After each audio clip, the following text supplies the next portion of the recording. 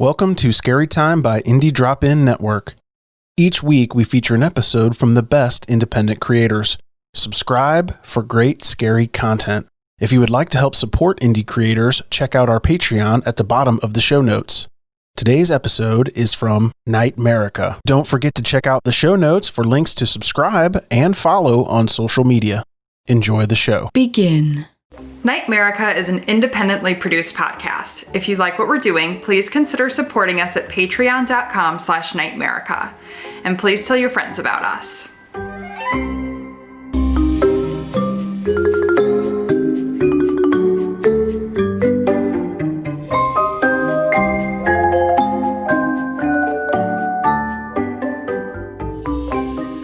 Welcome to NightMerica, a podcast that takes you on a tour of the abnormal, paranormal, weirdly true, and truly weird in every corner across this nation. Because, to paraphrase Ray Parker Jr., whether it's ghosts, aliens, monsters, or monstrous humans, there's something strange in your neighborhoods. Episode 29. Must be the season of the witch. Do you get that reference? Nope, Britt? not remotely at all. What's it from? It's from the song, the Donovan song, the 1966 song, the Season of the Witch. Good, Nope. An amazing guitar riff. Like, I'm not gonna do it. Well, maybe I'll do it. Like,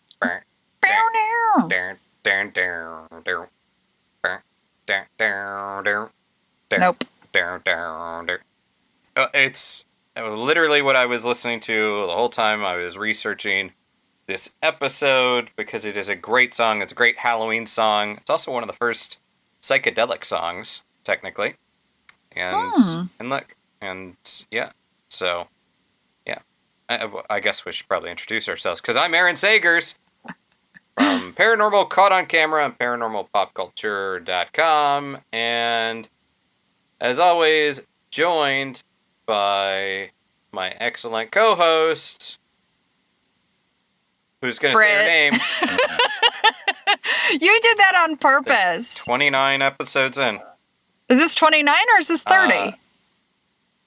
I thought it was 29. Okay, you're probably right. Maybe not. I'm a writer. I'm not a numbers guy. Numbers are for losers. I am the numbers person. Actually, numbers are not for losers. I envy people who like numbers. And yeah. So, here we are. Here we Episode are. 29. We're talking about witches. And yeah, really, seriously, I'm going to say that you need to listen to the Donovan song, Season of the Witch. It's Okay. it is one of my favorite songs, but also, yeah, it's a great Halloween song. Good enough for Led Zeppelin. Led Zeppelin used to do sound checks to it. They would warm up playing Donovan's Season of the Witch. That's cool. I'll It's listen. just this amazing guitar riff. I believe Lana Del Rey remade it last year for the Guillermo del Toro produced movie Scary Stories to Tell in the Dark. Did you see that? Oh, no, but I wanted to. Yeah. Our but listeners the must Donovan think that I version, live think, in is a the best. hole. Because I've never seen anything. Well- I've never heard anything. Well, maybe Maybe I do. convince them otherwise. All right.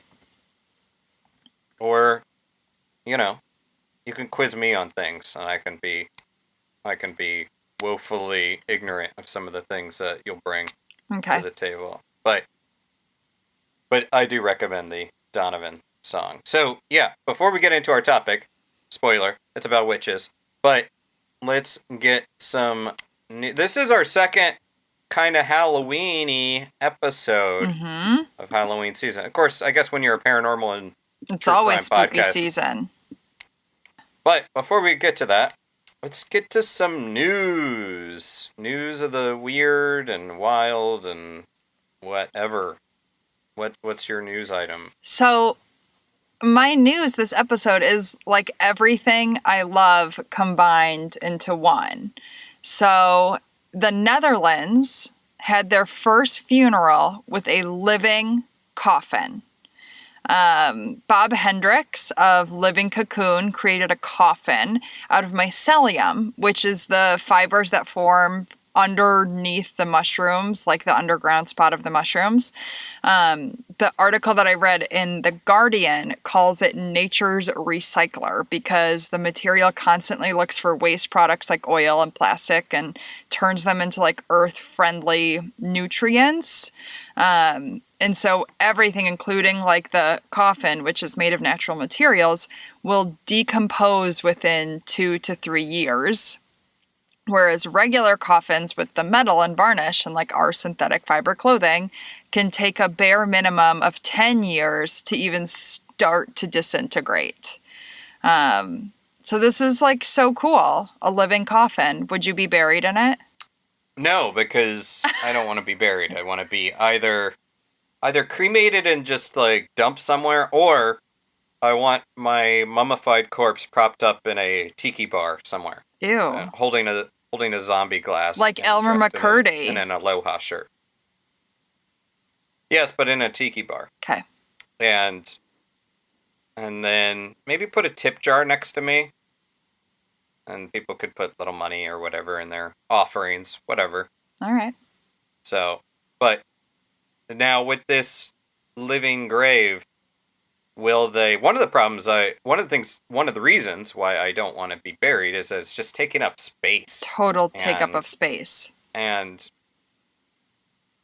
so with this, will they be able to reuse that plot? Yes. Is that the plan? Yes. It would like compost and turn into like back to natural earth. I mean, that would take a while, but within 2 to 3 years, like it's really starting to get close. So I think it's pretty cool. Yeah, I'm not big on burial either. Does he get a headstone? It didn't say, but I'm gonna guess probably not. Yeah, because so in New Orleans and the above ground necropolis concept, the idea is that you're reusing a plot that basically Mother Nature and the humidity of places like New Orleans, you put a body in there, and it over the course of a year and a day is sort of what the story has, that the heat and humidity of New Orleans cooks the body. Basically, it's a nature's crematorium, and then at the end of that, you can basically shuffle off all of those ashes to the back of the above ground cemetery. All those ashes fall down below, and then you can boom, bing, bang, boom. You got a fresh cemetery, fresh oven to shove your body in. So wow, I didn't know about that. Does it smell? Does it smell? I don't know. I've never really stuck around long enough to find out, but I doubt it because it is sealed up. It's an above ground. Okay. It's these neighborhoods of the dead. They're pretty cool. So my story is topical, and so I don't know if you've heard this. You probably have. You're a well-read person, but our president, Trump, hopefully for not longer. Yeah. I'm going to go ahead and say that. Hate to make things political. Actually, I don't hate to make things political. I'm okay with making things political. Yeah. But he's trying to ban TikTok. Well, you know what? That could impact more than just Gen Z that wants to share memes, dance moves, funny videos. And in fact, it could impact a popular community on the site, according to the Chicago Tribune, known as Witch Talk. So, TikTok is actually a place for witches to teach their craft, I suppose, pun intended, and debunk misconceptions. And under the hashtag Witch Talk, practitioners offer advice to young people interested in witchcraft. And the app serves as something of a primer for people on the platform. And it allows for a way to get into the topic without, as sort of like a beginning stage of research. But more than that, there can even be some of these creators that use Witch Talk offer tutorials on how to meditate, how to create a space at home for rituals, how to move about different forms of witchcraft or focusing on plants or cooking, things like that. or whether it's more of the religious route, or what Wicca means, things like that. So there's a lot of business owners on using this witch talk hashtag as well, such as Chelsea Selby, who has a witch baby soap company in New Jersey, and so she uses it to promote her business and then also connect with the audience. So it is interesting that this is impacting a lot of people. So we'll see how this plays out, but I found it to be an interesting topical news item for what we're doing here. I had no idea that there was like such a cool community using TikTok. I'd always been afraid of it because I could never understand Snapchat, so I just felt like I was out of the loop with TikTok. But now maybe I'll join, because that's kind of cool. I can't say that I post on TikTok, but I do keep track of it. And actually, there are a lot of interesting paranormal videos that are emerging on TikTok. So, all right, it's kind of a cool platform. Yeah, that's cool. Don't be afraid of it, Britt. You're a young millennial. You can figure these things out. I know, but I couldn't figure out Snapchat at all. Yeah, well, Snapchat's stupid. Yeah. But TikTok is kind of cool. Okay, I'll try it. Try it. Give it a try. Should we have a NightMerica TikTok? No. Should we do a dance? Oh my God, Aaron, let's do a dance. No. Join our Patreon to watch Aaron do a dance. I have a majority of my personal and professional life has been spent avoiding people capturing video or documenting my poor dancing, and I plan on continuing that trend. There's some videos out there, sort of as rare as Bigfoot videos. Like there's the Patterson Gimlin tape of me dancing poorly, and I am seeking to find every digital copy of it and destroy it. But you will never see me, unless I'm doing the Carlton dance. I could do that quite well, which is actually disturbingly close to my real dancing. But all right, great. Can we post that to the Patreon? No. No, I in no uncertain terms will I ever, maybe to save someone's life, maybe if a gun is being held to someone's head and they say, "Dance, Aaron, dance," assuming I really like that person, I might do a little jig to save that. But no, you're not going to see it. It's not social media fodder. I even feel uncomfortable talking about my poor dancing this long. Sorry, so everybody. Let's move along. Yeah. They will be sorry if they saw it. Right now I can preserve an air of mystery. Maybe I'm a good dancer and I'm just hiding it. Once there's video document, there's no hiding it. True. Anyhow. So what's a witch? What is a witch? How do you define witches? I think it's an interesting question because we just say witch, and then everybody has a different idea in their head. Yeah, I mean it's an intense topic. I grew up, as we know, in like a very alternative medicine household. My mom's a yoga teacher. My aunt is a professional tarot card reader, and so I was always kind of around these Earth Mama type women. So to me, like the magic of the earth and, kind of using our intuitive abilities kind of, to me, was the definition of a witch. And then as I got older and I got really into feminism and I learned how, so much of the Salem witch trials and so much of, women being attacked for being witches was a fear of female power. And it's not just that. I mean, obviously there's warlocks and a whole bunch of other stuff too. But I mean, that's just what my kind of growing up definition of being a witch was. Did you go around singing the Eagles song, Witchy Woman? No. Ooh, witchy woman. We need a playlist for this episode. See how high she flies. She's got the moon in her eye. I'm not going to sing anymore unless we get like some sort of copyright notice. But yeah, there's a lot of witch songs. Not all of them are nice, but Well, I think that's a good point because we say witches, but that encompasses a lot. Mm-hmm. There's witches, cottage witches, witches that focus, kitchen witches, sea witches. The idea of the witch, actually already in 35 BC, the idea of the stereotype, the negative stereotype of witches had already been fully cemented, of witches having false teeth and wigs that are howling over dead bodies. The Horace wrote about that in the satires, and then the idea of Wicca, really, based on my understanding, came to be cemented in 1954 with a book called Witchcraft Today, and that was a guy named Gerald Gardner who talked about Wicca and his time in a coven. Although a lot of people suggest, well, critics suggest that a lot of that was his own invention of these rituals and whatnot. But in every continent, every inhabited continent, every culture, different names, different belief systems, but something like witches exist. And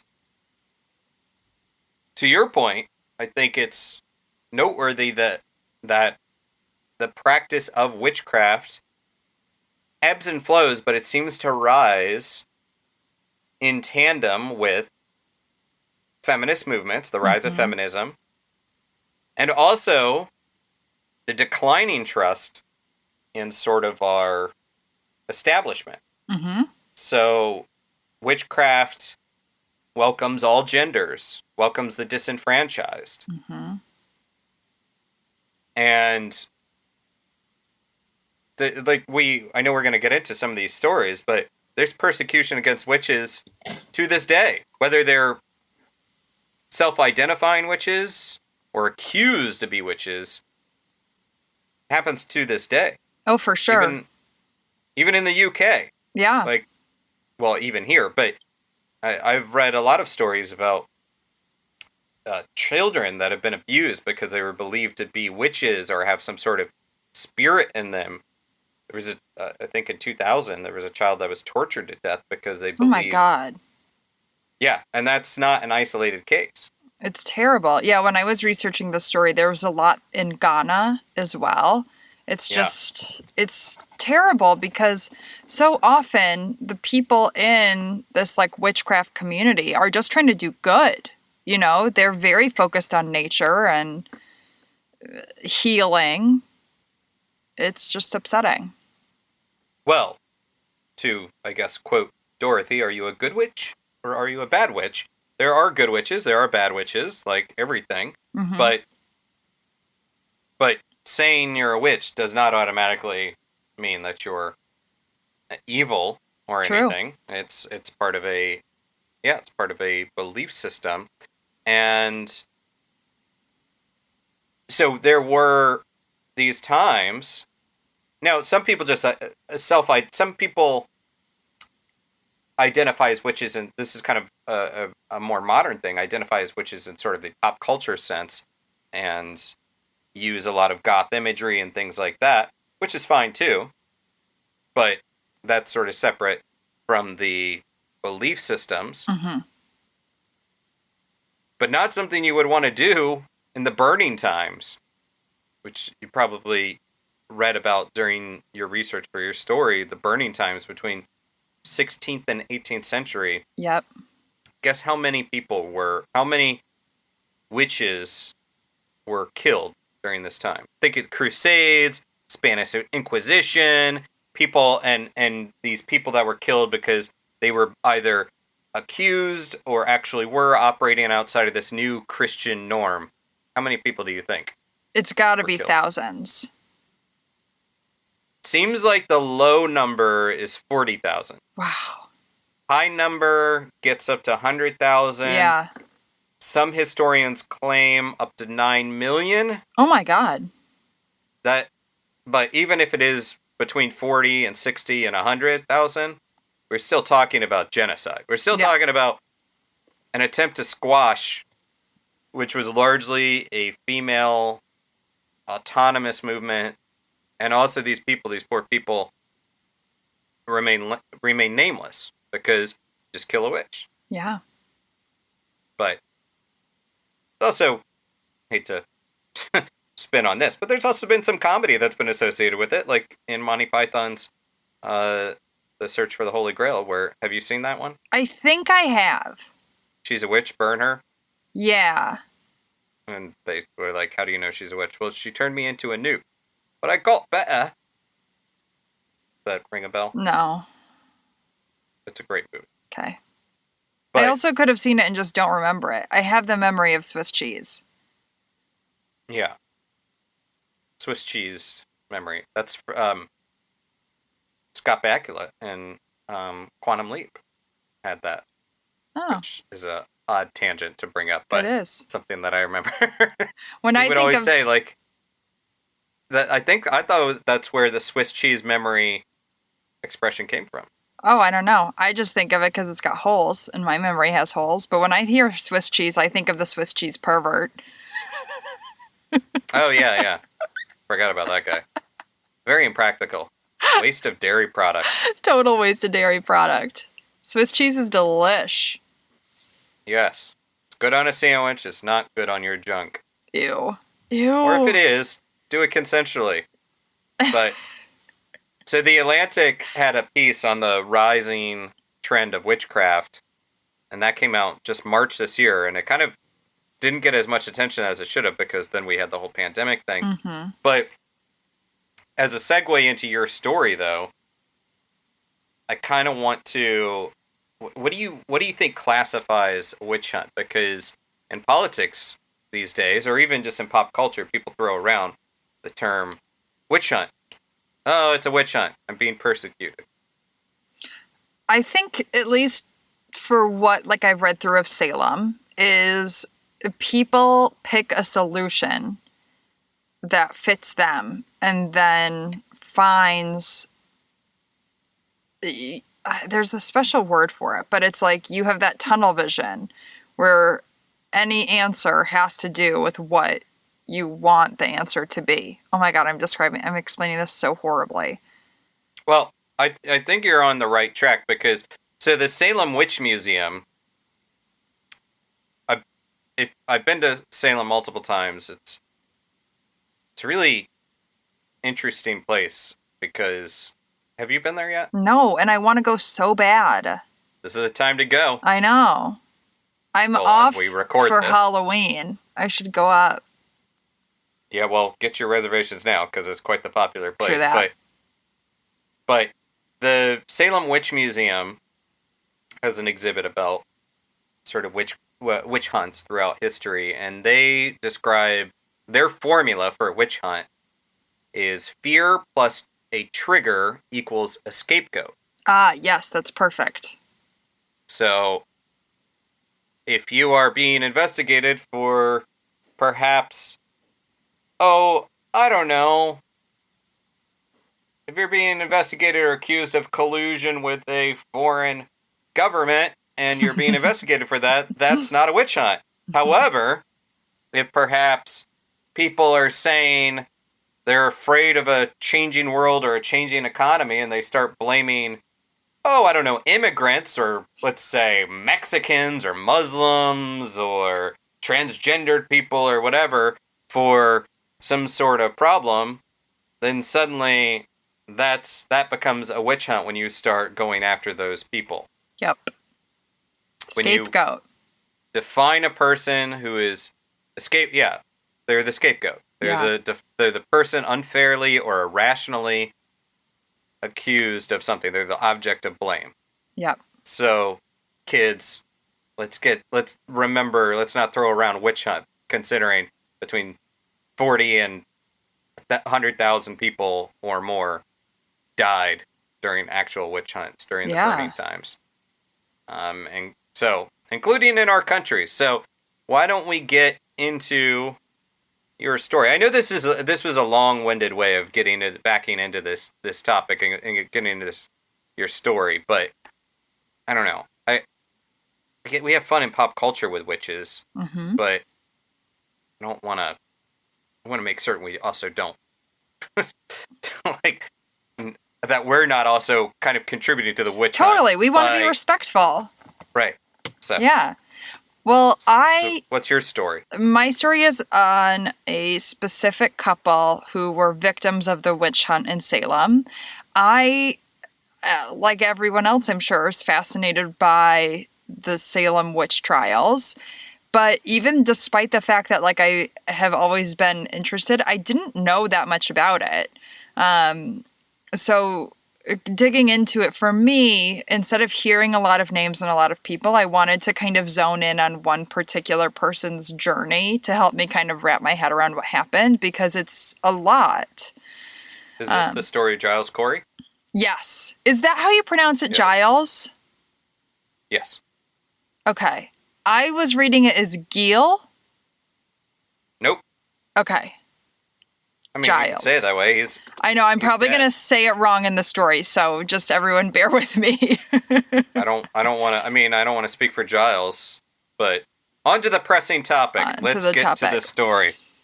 So yeah, this is Giles and Martha Corey, his wife. Martha was one of the last women hung in the Salem witch trials.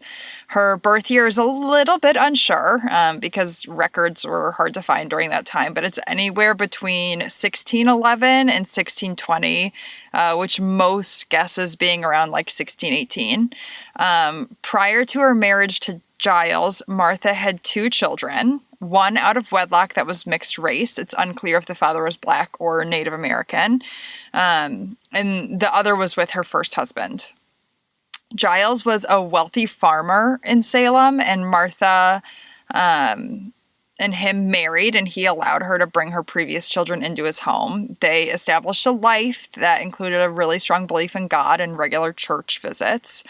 They also got along well because they both had kind of secretive pasts. Martha had her son out of wedlock, gasp, and Giles had actually been on trial for murdering one of his farmhands.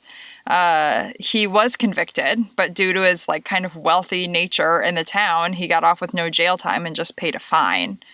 So kind of checkered past, but you know, they found God and were kind of living their lives in Salem.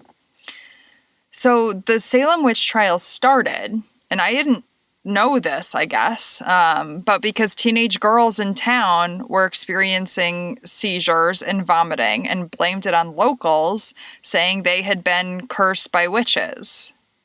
The ergot, that's part of it. It also this is the whole thing with the Salem witch trials, is that there's that, then there is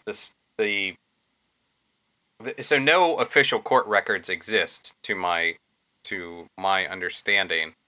There are a lot of documents, but there seems to be also a suggestion that there was essentially some rivalries between some of the girls and the families.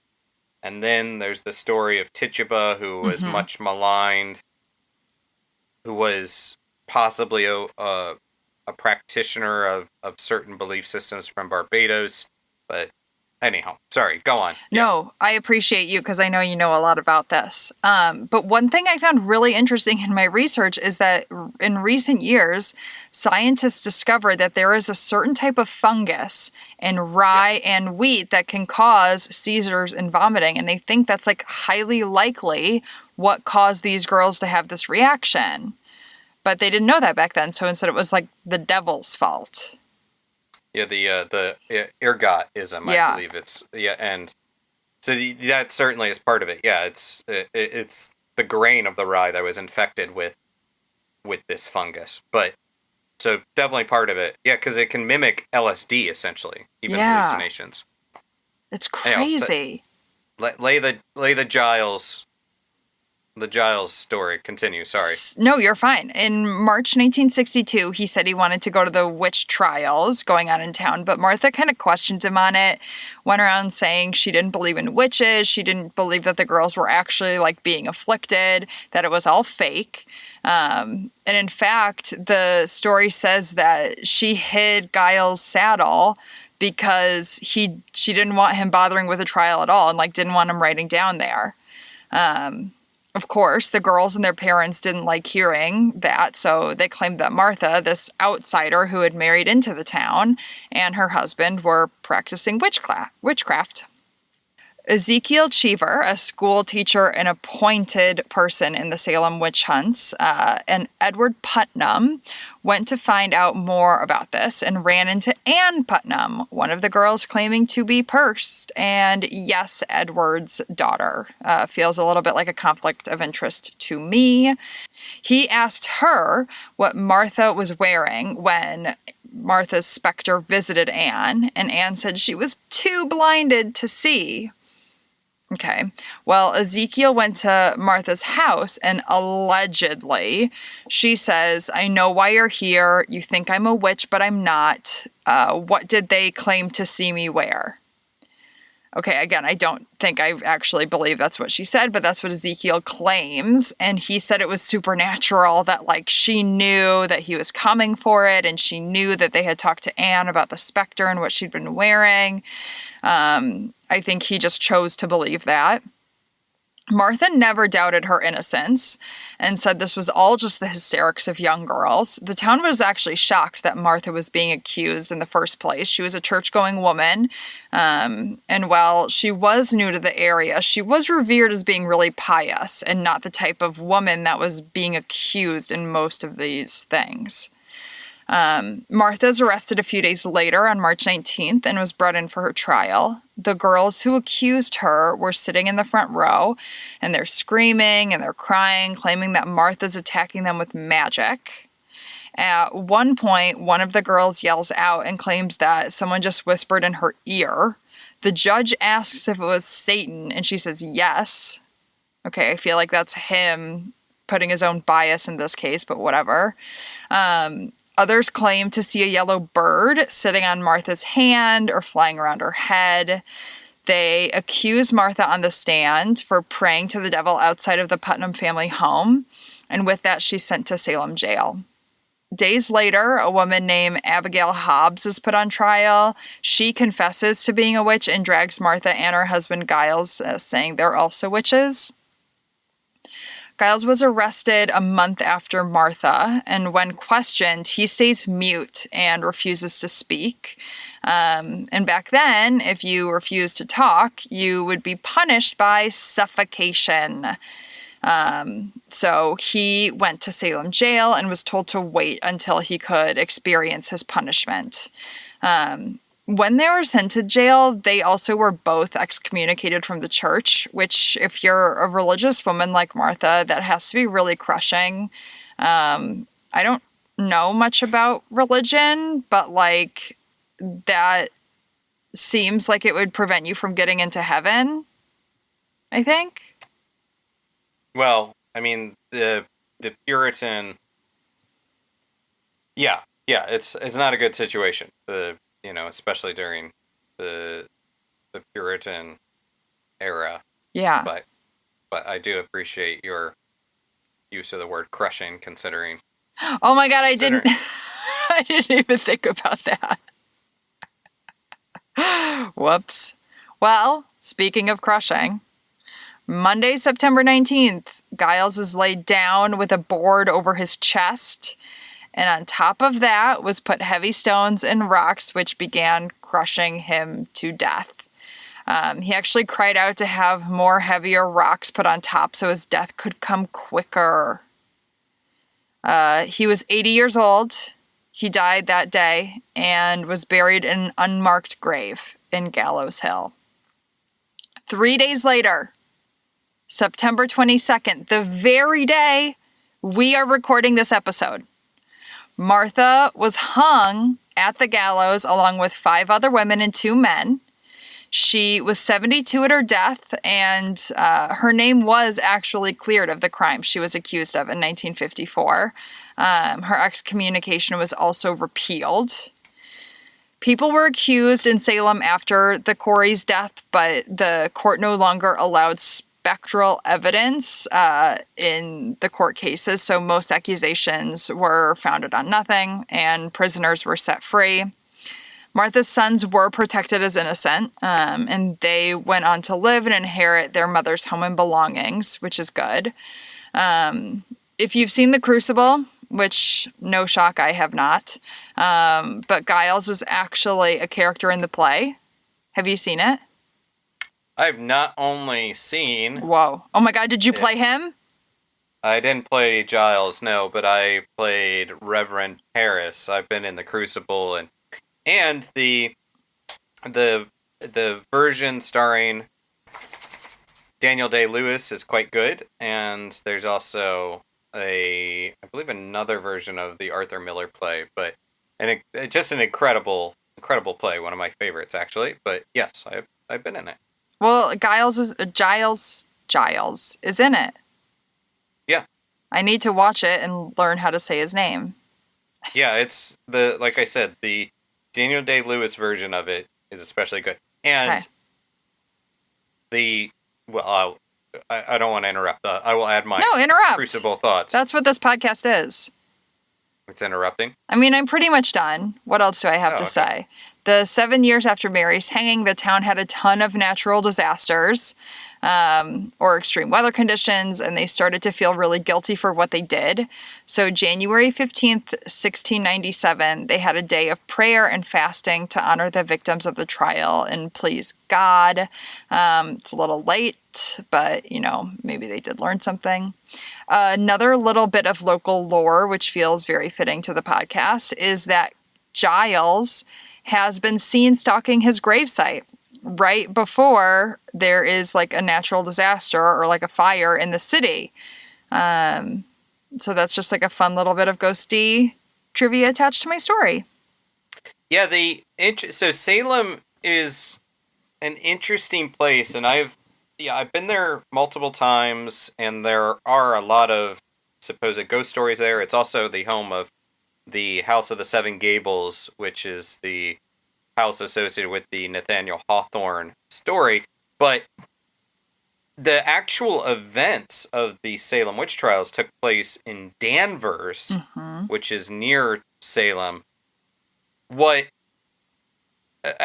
of all of these things, this is just a topic it's a big topic, and it's one that I find so fascinating.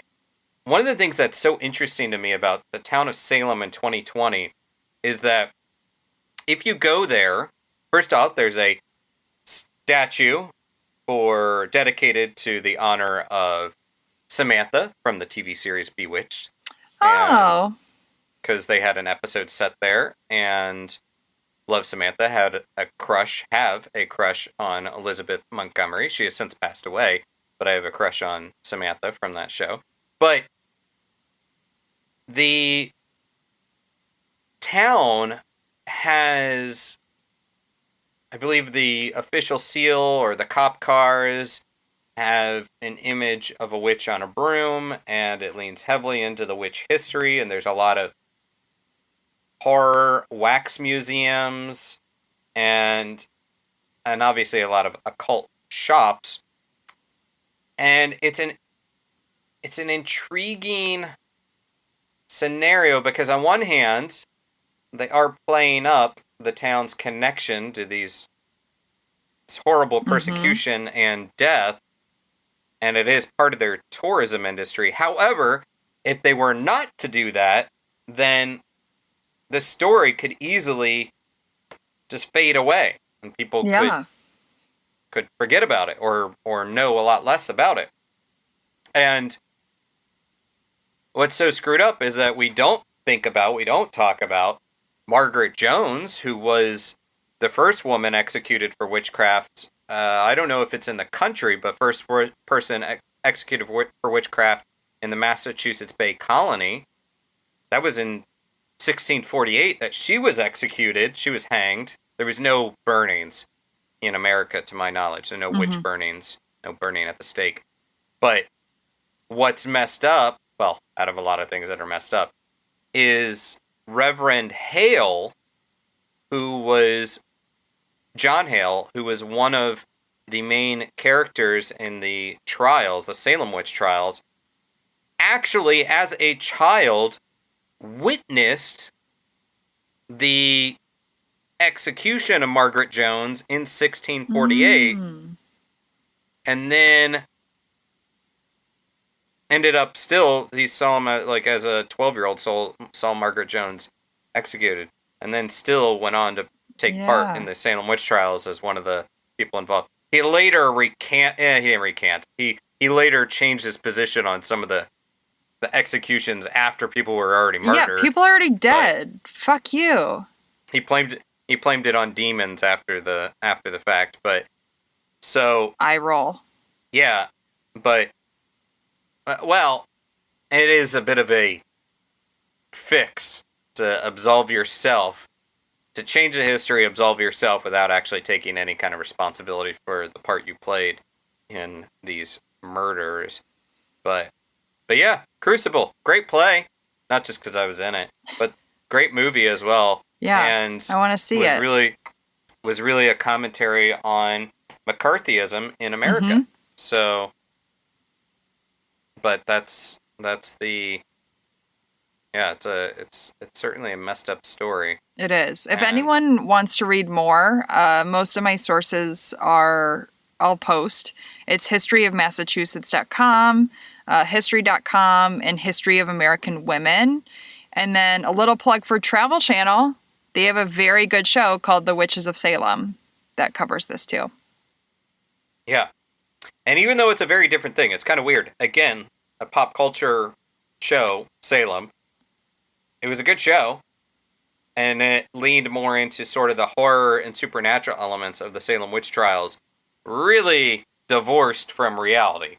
I mean, Arthur Miller strayed from historical record. This TV show, Salem, was really entertaining, but totally divorced from reality, other than using some of the same names. Got it. And, using Proctor and Giles and Abigail, but so...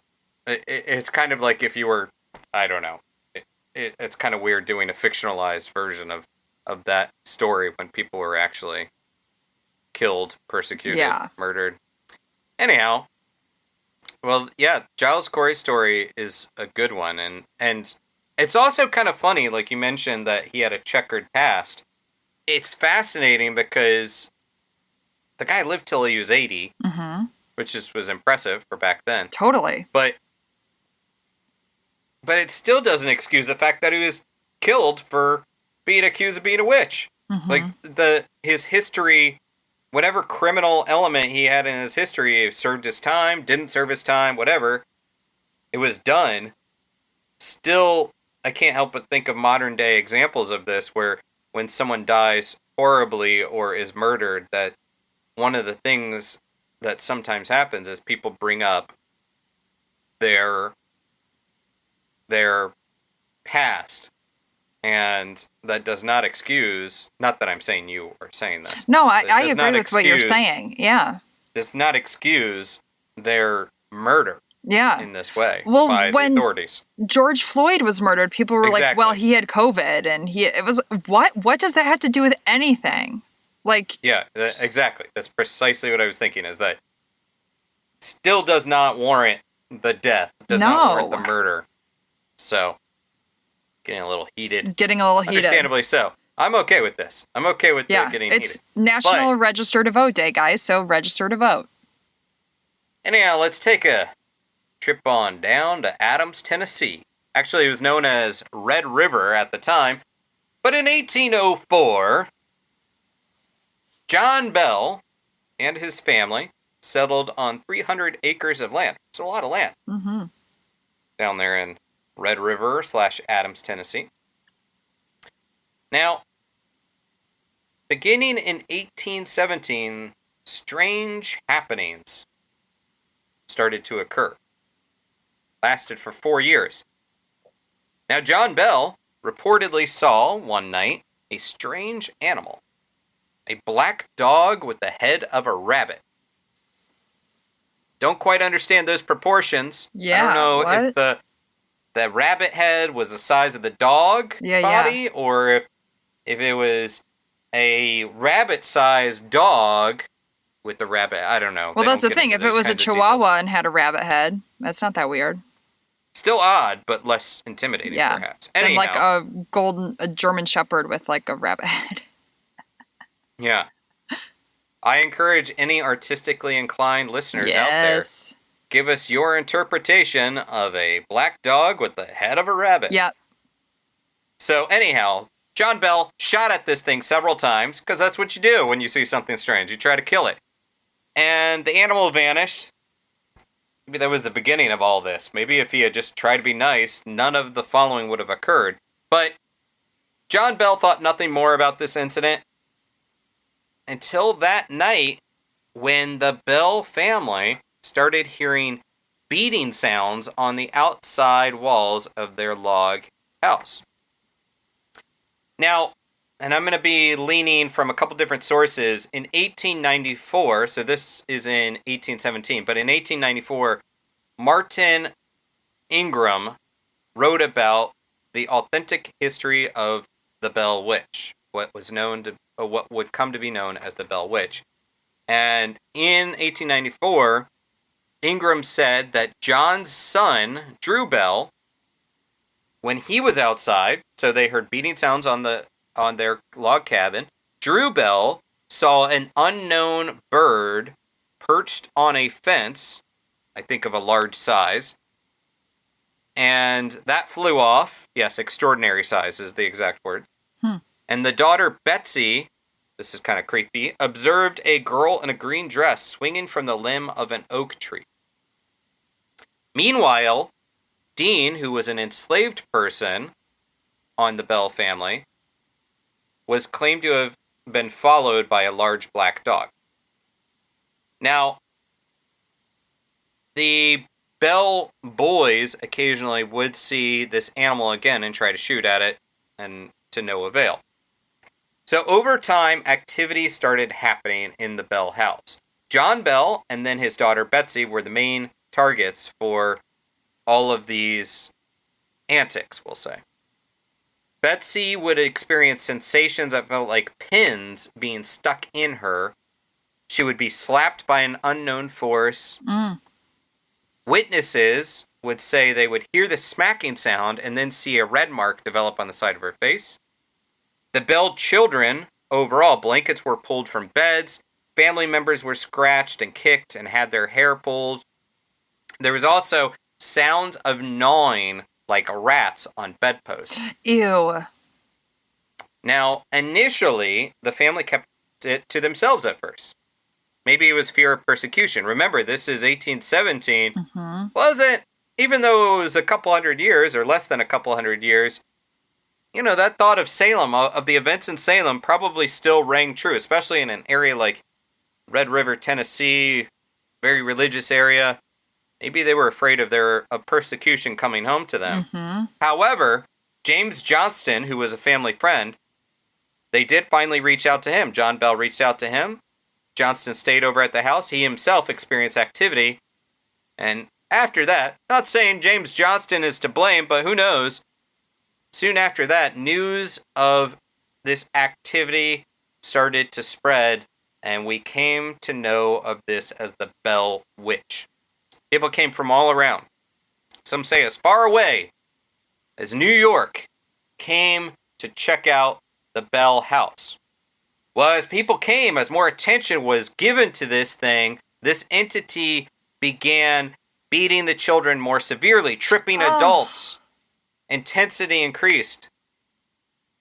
And as time went on, the Bells themselves began hearing faint whispering voices. At first, these voices were too weak to understand.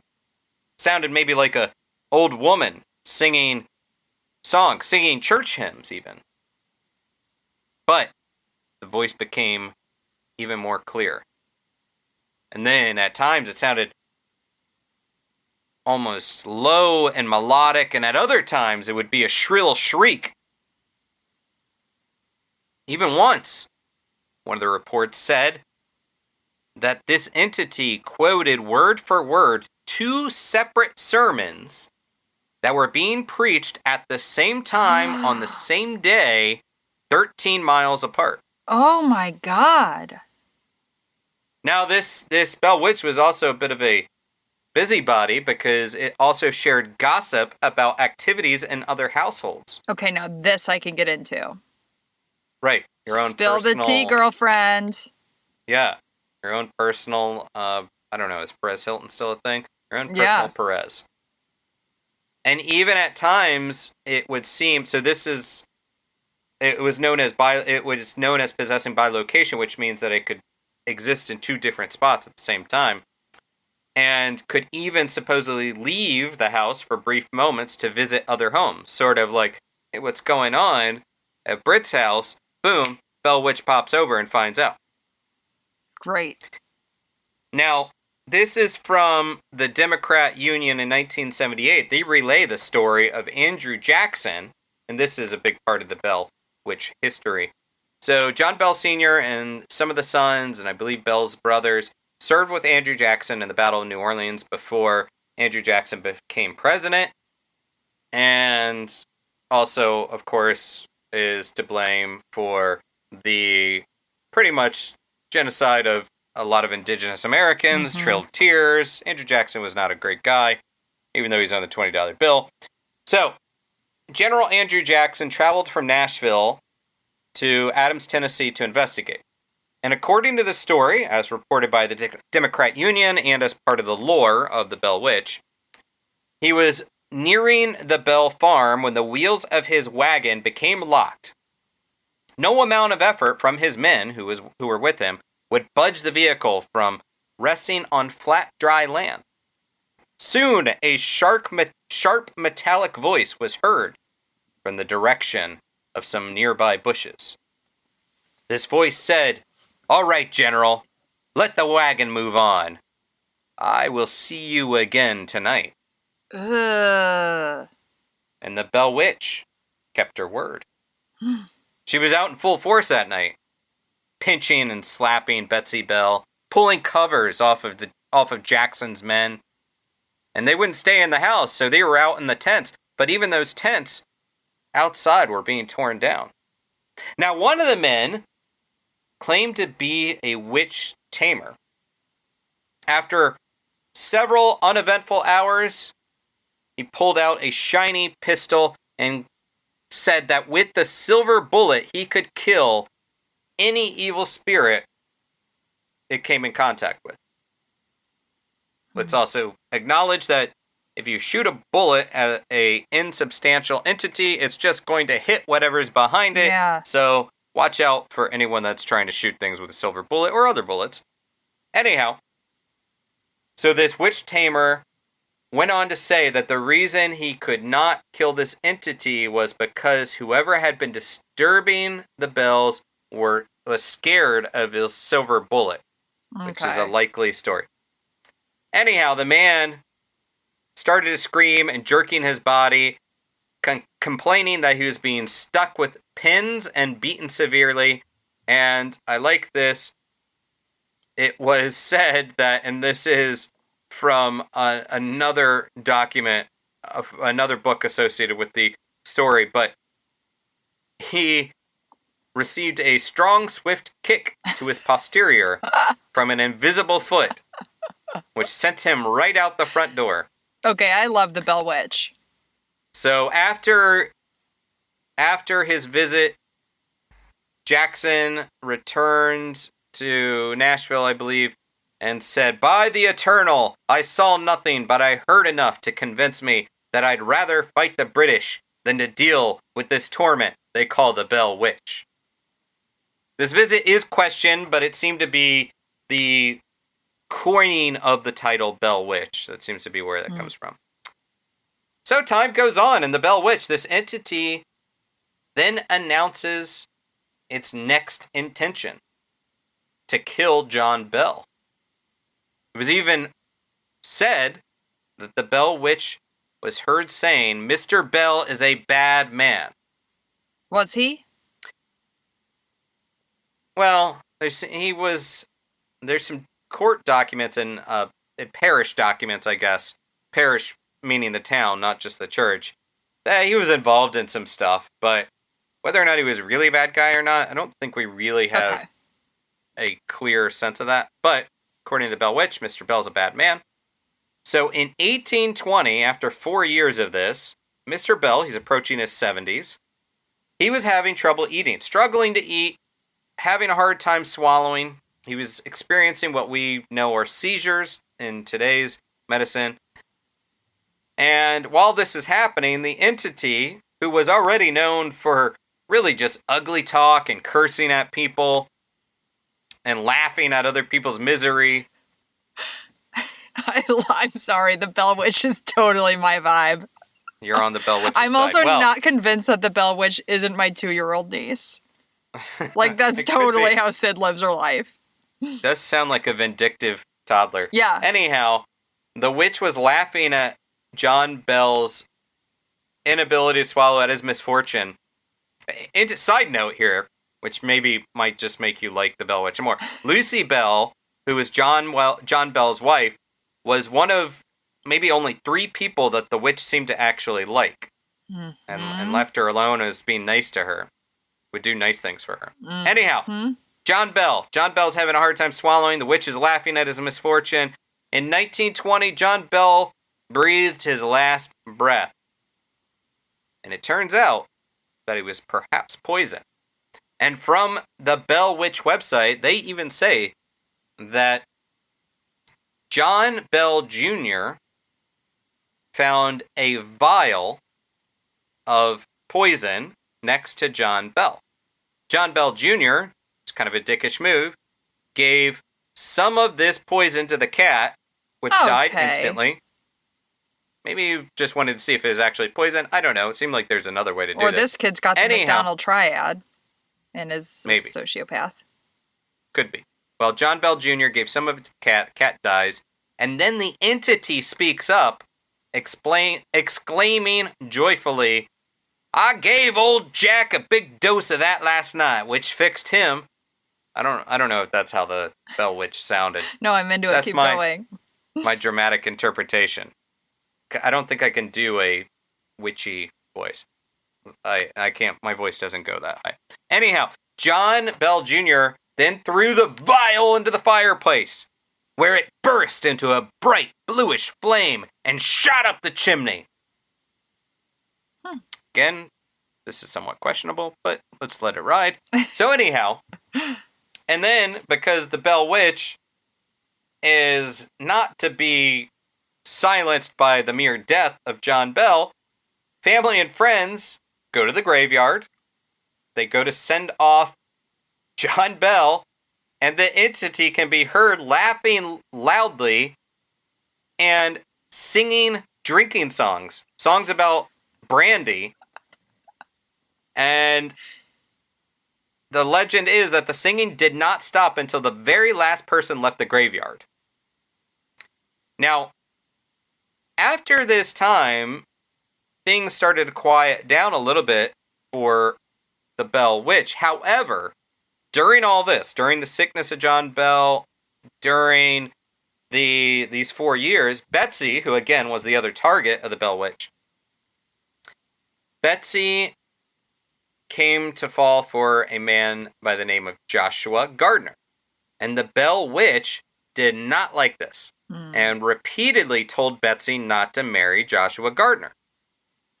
Well, Betsy was not to be dissuaded by the Bell Witch, even though when they would go off on walks or spend time at the cave, which will come back into play later, apparently the Bell Witch would not leave them alone. And when John Bell died, she was newly engaged to Joshua Gardner.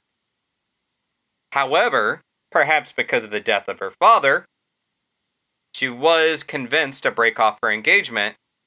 And so consider December 20th, 1820 is when John Bell died. And in March 1821, just a couple months later, is when Betsy broke off her engagement with Joshua Gardner. Or maybe that was just an excuse. Maybe it just run its course and she's like, I would love to marry you, but the whole witch thing, killer witch thing. Anyhow, the haunting did die down a bit after John Bell's death. Now, during this time, pretty quiet, but then the Bell Witch came back. and she started appearing to John Bell Jr. Actually, the witch came back and said, "Hey, how are you? I'm still here. I'm going away again, maybe on holiday. Study abroad. Yeah. Haunting abroad. She's got a timeshare. What entity doesn't want to explore Europe, do a good haunting abroad, Cruise. and enjoy the timeshare? Yeah. Anyhow, so the Bell Witch said, I'll be back in 7 years. Oh. And then she returned and started appearing to John Bell Jr. in 1828. And in this time, it seems like less malevolent, and instead, 3 nights in a row, she would talk to John Bell Jr. about the past, present, and future, and it is said that she even had accurate predictions of the Civil War, which was to come, and other events. And then she said, okay, I'm out again. But I will return in 107 years, and I will appear to your direct descendant. Now, the story was already, Saturday Evening Post was already writing about the Bell Witch in 1856. In 1868, the Bell Witch was blamed for murder. Lucinda Rawls, who was one of the descendants of the Bell family, spoke about this in the Authenticated History of the Bell Witch. This is Ingram's book. We mentioned Martin Ingram. In 1894, he interviewed Lucinda Rawls, who said, the Bell Witch was and is still a great scapegoat. Every circumstance out of the regular order of things is attributed to the witch. It has not been long since a man claiming to be the witch was waylaid and murdered by 2 men who were cleared on the plea that the murdered man had bewitched them. So that's referring to the 1868 Bell Witch case, or Bell Witch trial case. So, years after John Bell died, the Bell Witch was very much entrenched in American culture. And in 1880, actually, the Bell Witch was referenced in another newspaper account of hauntings. The Daily American was talking about another haunted house case and said that it is an actual fact that several hundred intelligent people of Springfield, Tennessee, not Illinois, have been so excited over the noise as to go night after night to listen to it. And then they reference a Bell Witch. About 30 years ago, Robertson County had a sensation similar to this known as the Bell Witch, and people came from all parts of the country to hear or see her. So this became a part of American history and American folklore, really, because it's hard to pin down what of this was real or not. But the question remains, who was the Bell Witch? So we say witch, or was it an entity or a demon? So, or a toddler. Or your niece. Yeah. In one case, it was claimed to be the spirit of a Native American whose grave had been disrupted by one of the Bell Boys, which is kind of interesting because that plays into a trope that continues today in horror movies, Native American burial ground. Poltergeist, or is it Exorcist? Yeah. Poltergeist. That's what and a lot of stories, though. A lot of stories. Even the Amityville case is supposedly involved with that. So, at a different time, it was claimed that the Bell Witch was either connected to or was herself the Bell family neighbor, Kate Batts. Now, this is why the Bell Witch is often referred to as Kate. So in 1894, when Martin Ingram published the Authenticated History of the Bell Witch, he wrote that the haunting was perpetrated by Kate, or old Kate Batts' witch. So, spirit associated.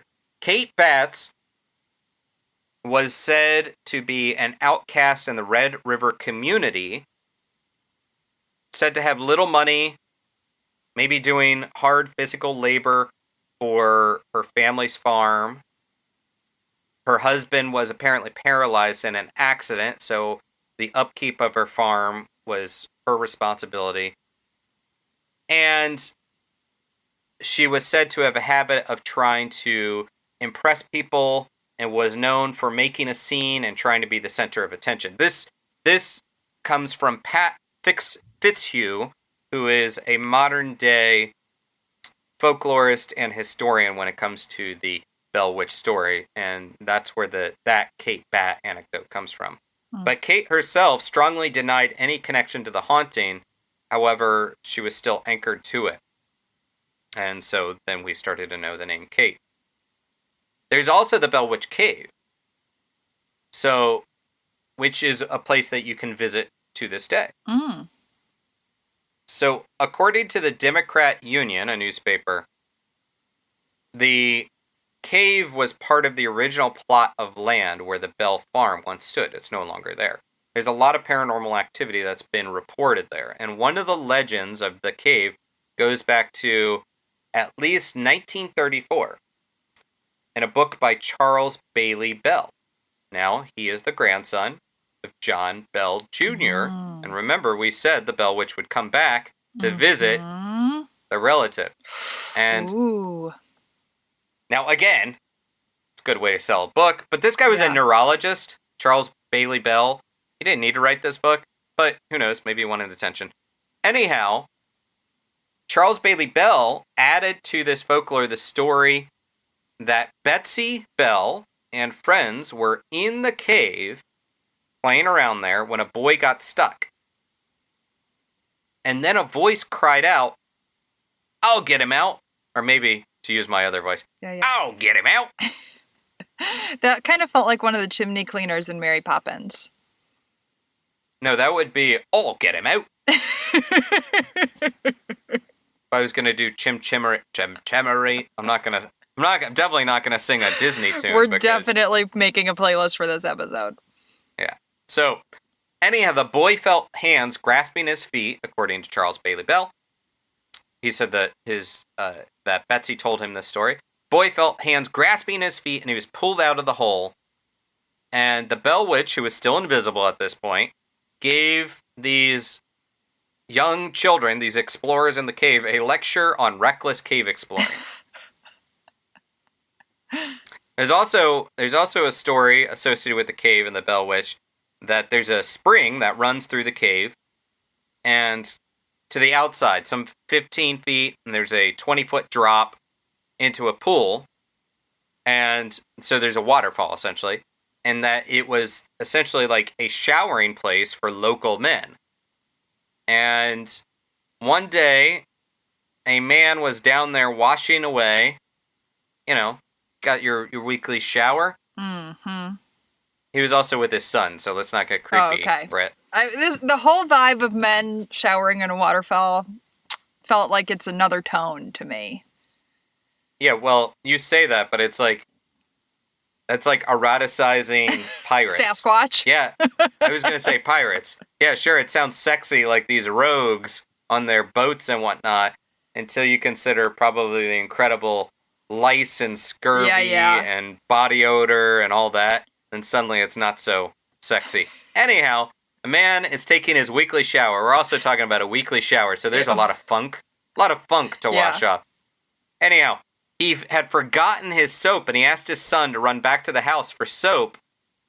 But before the boy could run away to do this errand, a phantom bar of soap rolled down the bluff to the bathing man. So, Or which I find helpful. Was it helpful, or was he sending his son away, and the guy who was waiting around the corner for him rolled the soap out to him by mistake? Could be that. I'm just saying. Little homoeroticism going into the Bell Witch story. Okay, why not? Anyhow, and within the cave, many people, and I've heard this, I've never experienced this, but strange encounters inside the cave. People call it Kate, and some people say they've actually seen this spirit clearly, and that she looks like a young woman with long black hair. Other people say they've been touched, pinched, slapped by a presence. One boy supposedly had his baseball cap snatched from his head, and then it ended up on a rock 20 feet above the cave floor. Now we also have to think, like, I don't think there's any visual confirmation of the Bell Witch, so we don't know if she was a young woman with long black hair. But one of the theories is that perhaps after the farmhouse, after the log cabin, she went to inhabit the cave. But wherever she is, whatever the story is, we do know that today, the Tennessee Historical Commission marks this event along U.S. Route 41. The story of the Bell Witch, reportedly, I think you can, I'm confident saying that there's inspiration to be found within the Blair Witch Project movie. Mm. The cave itself is part of the National Register of Historic Places. It's definitely part of an American folklore, so much so that there was one story at least of a young girl who was with her family visiting the cave, took a rock back with her, and as the father was about to be deployed to Iraq, implored his wife to send the rock back to the cave, lest he incur some sort of curse or bad luck. Back in 2015, because this story continues, back in 2015, a psychic said, and I don't know that there's any factual basis to this, but that Betsy was being sexually abused and that John Bell was not necessarily to blame, but was poisoned by an enslaved person because John Bell could not protect his daughter.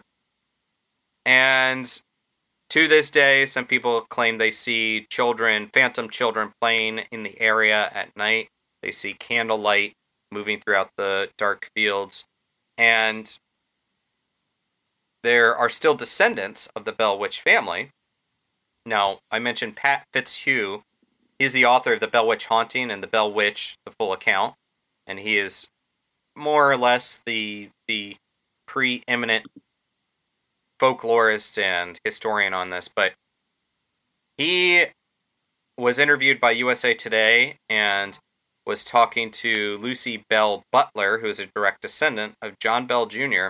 And in 2018, Lucy Bell Butler claimed that she and her daughter have seen this black dog from the original legend, and that they would also see a giggling girl running around their house at night. And this woman, Lucy Bell Butler, also says, Lucy, named after John Bell's wife, said the entity did not like her father, and this is modern times, and Lucy Bell Butler says that when she was a child, her father was about to host a gathering at her home. Supposedly her father was involved in the mafia. And that her father had purchased a stereo system, which was quite luxe in the 1960s when this story occurred, and her father walked downstairs to find the living room filled with thousands of crickets. What? Marching towards the music room, where they climbed into the stereo system and ruined it. Oh my god. Definitely seems the like story has everything. Yeah, definitely an interesting paranormal. Yeah. Anyhow, I don't know if the Bell Witch was actually a witch, if we just call it a witch, if it was an entity, or maybe it was nothing. Who knows? But this is one of the most important ghost stories in American history, definitely an important part of American folklore. And I would encourage you can read up so much in so many different outlets. Associated Press has talked about this, the Chicago Tribune, USA Today, Pat Fitzhugh, I mentioned him as the author. So many resources to check out on this one. And so that is the story of the Bell Witch. I could go on longer, but, people don't want to listen to this podcast for 2 hours. We're not the Joe Rogan show. Who do we think we are? Who do we think we are? But no, that was really interesting. I had not heard of the Bell Witch before, so that was a great story to hear. Road trip to Tennessee. Before we get out of here, I know we're going to talk a little about paranormal pop culture picks, but who are your favorite pop culture witches? Sabrina the Teenage Witch. That was like my favorite show growing up. So with Melissa Joan Hart, also Clarissa. Yes, I loved it. Great. And That's a great one. It's I on love Hulu that right show. now if anyone wants to rewatch it. Is it? It I would is. assume. I just assumed that would be a Disney Plus thing. I thought so too. I don't have Disney Plus, and so while actually researching for this episode, I like to have some TV on in the background. And Sabrina the Teenage Witch was on Hulu. Can I do a little bit of a humble brag here? Oh my God, always. Did you go on a date with Melissa her? Joan Hart. No, Melissa Joan Hart follows me on Twitter. That's like going on a date. That is like going on a date. So I already mentioned Elizabeth Montgomery from Bewitched. Mm-hmm. I loved Bewitched as a kid. I still love Bewitched. But have you ever seen The Witches? Based on the Roald Dahl book Yes. and Jim Henson production? Yes. So that's definitely leans into the negative stereotypes, but Angelica Houston in that, yes, great. Yes. Okay, I know what you're talking about. Yes. You've got in the weird sisters from Macbeth, the witches in that, double boil and trouble. There's the I think they're called the Grey Sisters from Greek myth, Perseus. Mm-hmm. Did you ever hear that one? No. Where they were 3 witch sisters who shared one eyeball and one tooth amongst them. Barf. That's not okay in COVID times. Well, it's also tricky if you're the one that has the eyeball and you misplace it, because how can you find it? But my favorite, I think, has to be Angela Lansbury from Bedknobs and Broomsticks. Yeah, that's good. Where she was a witch that fought Nazis, and I hate Nazis, and so witches fighting Nazis, I think that's we could even do a whole story on Nazis and the occult, because that's a whole other thing. Yeah. But Bedknobs and Broomsticks, witches fighting Nazis. Yeah. But that's not my pick of paranormal pop culture. You go first. Well, actually, it's funny you had up favorite witches, because my paranormal pop culture was going to be Sabrina the Teenage Witch. And reliving my childhood and watching that this week has been great. I love Harvey Kinkle. It's just so quintessential my childhood. So yeah, watch that on Hulu. Yeah, I think that's an excellent pick. Well, my pick is based on a book that is coming out. It's not out yet, but I've seen this photographer's work before. Her name is Frances F. Denny, and the book is Major Arcana: Portraits of Witches in America. And it is a photo-based exploration of modern-day witches from all over America.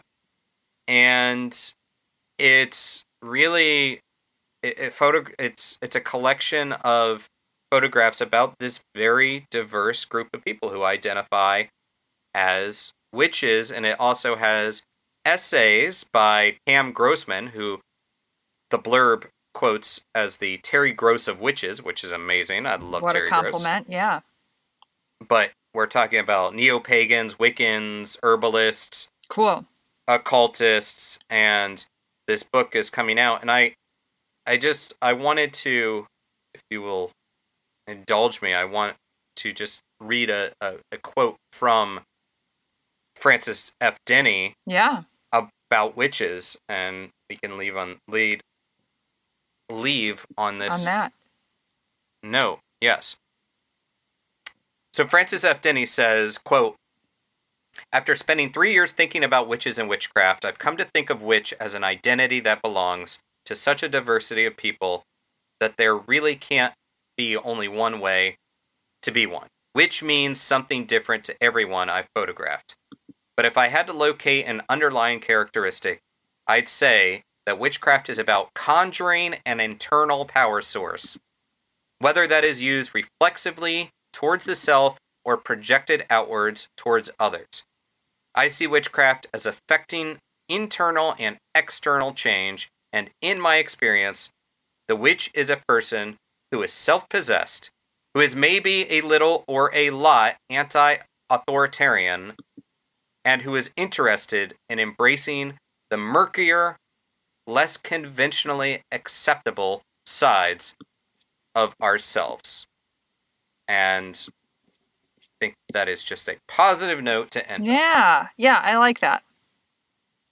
So check out that book, Major Arcana, and yeah, thanks for getting witchy in an extra long, hopefully spellbinding episode of NightMerica. You like that, Britt? I did. That was great. Cool.